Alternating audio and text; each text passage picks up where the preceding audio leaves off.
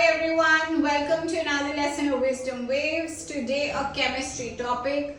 Now when we do types of reactions in chemistry, we know there are a lot of reactions. We have your decomposition reaction in which a compound breaks. Combination reaction means combining of molecules. And we have displacement, double displacement, redox reaction. In the upcoming lessons, I will talk about redox reaction because that's again a very important topic, especially for grade 10 CBSE. But for today, we're discussing displacement and double displacement reaction. Now, before we understand displacement reaction, we really need to know that what is the reactivity series. So, reactivity series is an arrangement of elements in order of their reactivity. As we go down the reactivity series, the reactivity goes on decreasing for the element. So potassium being the most reactive, then you have sodium, lithium, barium, strontium, calcium, magnesium, aluminium, manganese, zinc, chromium, iron, cadmium, cobalt, nickel, tin, lead, hydrogen. It doesn't end over here. You have a whole lot of reactivity series in which there are more elements. I'll just put it on the group description, on the video description so that you can see the entire reactivity series. Now, how do we use this? Suppose I have a reaction Zn plus AgCl. So what is Zn? Zinc plus silver chloride.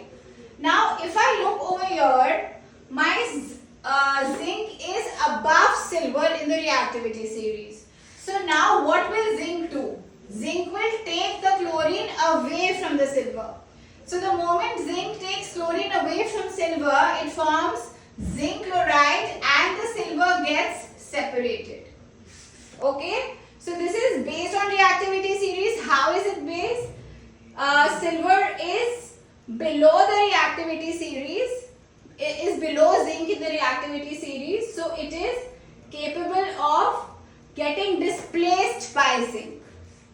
Now let's see another reaction.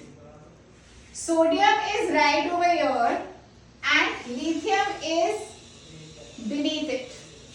Now when we have sodium sulfate, Na2SO4, and we react lithium with it, will lithium be able to take away the sulfate from sodium? No, it cannot, because it is below sodium in the reactivity series. So therefore there will not be any reaction. Another example, zinc plus copper sulfate. Now again, zinc is above copper in the reactivity series. What can it do? It can take the sulfate away from copper and form zinc sulfate and copper separately. There's one more type of reaction called double displacement. In both the elements displace their salts. I'm just giving you one example over here. Potassium bromide plus silver nitrate.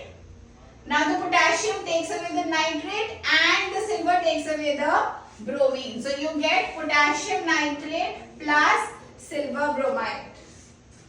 I'll be attaching the reactivity series for you students, and in the upcoming lessons I will record something for redox reaction, one of the most important topics. Any doubts you have, please put it on the comments and I'll see you in the next lesson. Bye-bye.